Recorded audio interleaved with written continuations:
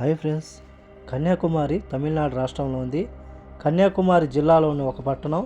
ఇది భారత ద్వీపకల్పానికి దక్షిణ దిక్కు గల చిట్ట చివరి ప్రదేశం. దీనిని కన్యాకుమారి అగ్రం అని కూడా పిలుస్తారు. ఇంగ్లీష్ వారు కేప్ కెమోరన్ అనేవారు. సముద్ర సోయగాలకు నిలువైన కన్యాకుమారిలో ఉదయాన్నే తన నునులేత కిరణాలతో మొగులను ప్రసరింపజేసే సూర్యభగవానుడు అప్పుడప్పుడే సముద్ర గర్భం నుంచి ఉద్భవించి పైకి ఎగురుతున్నాడు అన్నట్లుగా కనువిందు చేస్తుంటాడు. ముఖ్యంగా పౌర్ణమి రోజు రాత్రిపూట ఏకకాలంలో జరిగే సూర్యాస్తమయం, చంద్రోదయాలను చూసి పులకించని యాత్రికులు ఉండరు. అంత బాగుంటుంది. కన్యాకుమారి పర్యటనలో ముందుగా చెప్పుకోవాల్సినవి వివేకానంద రాక్. 1892లో స్వామి వివేకానంద ధ్యానం చేశారు. అతను ధ్యానం చేసిన ఈ ప్రదేశంలో నల్ల చలువరాయితో స్మారక కేంద్రం నిర్మించారు. ఇక్కడ 12 అడుగుల ఎత్తులో ఉండే వివేకానందుడి కాంస్య విగ్రహం ప్రత్యేక ఆకర్షణగా నిలుస్తుంది. 1970వ సంవత్సరంలో అప్పటి రాష్ట్రపతి వివి గిరి ఈ విగ్రహాన్ని ఆవిష్కరించాడు.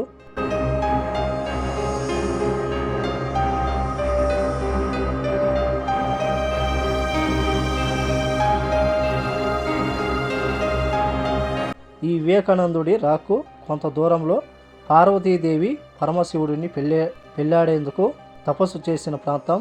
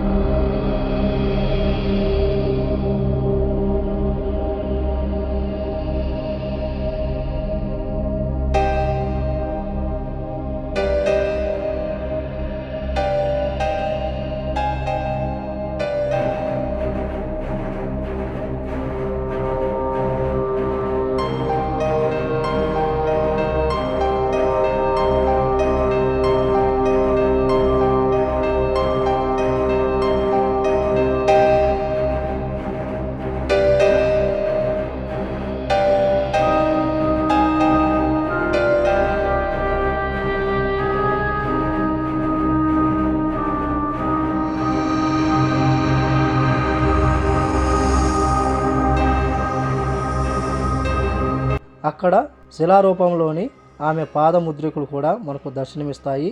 ఈ ఆలయ ప్రధాన ద్వారం అనగా తూర్పు వైపున ఉన్న మహాద్వారాన్ని మూసి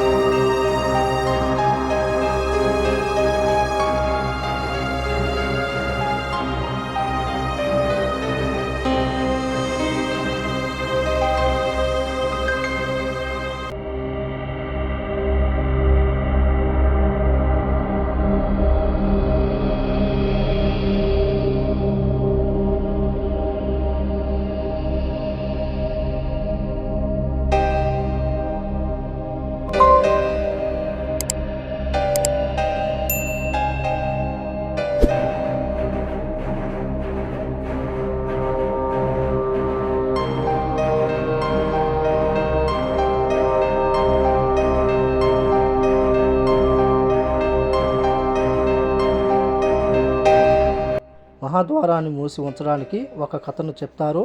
అదేమిటంటే, గతంలో తూర్పు వైపున ఉన్న మహాద్వారం ద్వారానే భక్తులకు ప్రవేశం ఉండేది. అనగా బంగాళాఖాత సముద్రానికి ఎదురుగా ఆలయంలోని అమ్మవారి ముక్కు పడక నుండి వెలువడే కాంతి సముద్రంలో దూరంలో ఉన్న ఓడలకు చేరి అది సురక్షితమైన రేవుగా భావించి నావికులు ఆ వెలుగు ఆధారంగా తీరానికి రావడానికి ప్రయత్నించి సముద్రంలో అక్కడున్న నల్లరాతి గుట్టలకు ఢీకొని ప్రమాదాలకు గురయ్యేవి అని చెప్పి దాని వలన తూర్పు ద్వారం మూసివేశారని అంటుంటారు. సంవత్సరంలో కేవలం 4 రోజులది మహోత్సవాల సందర్భంగా మాత్రమే తూర్పు వాకిలి తెరుస్తారు. మిగతా రోజులలో ఉత్తర దిక్కున ఉన్న ద్వారం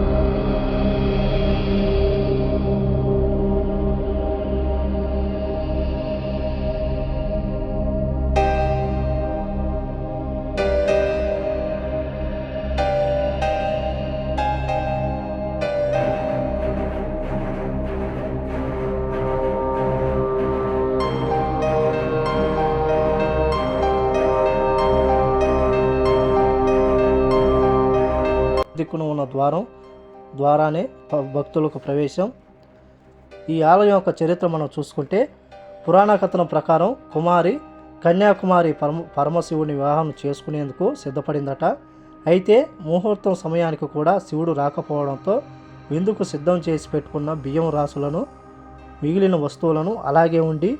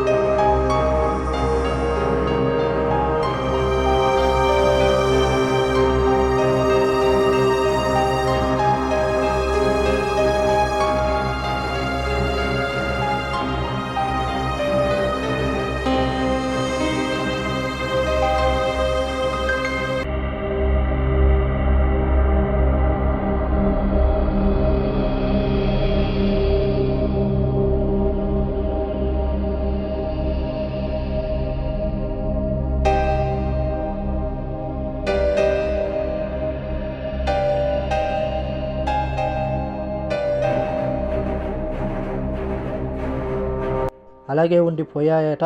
కాలక్రమంలో అవి చిన్న చిన్న రాళ్ళుగా బండలుగా మారిపోయాయని స్థానికుల నమ్మకం. అందుకే ఇప్పటికీ కన్యాకుమారి సముద్రం ఒడ్డున బియ్యాన్ని పోలిన సన్నటి రాళ్ళు కనిపిస్తుంటాయని స్థానికులు చెప్పుకుంటూ ఉంటారు.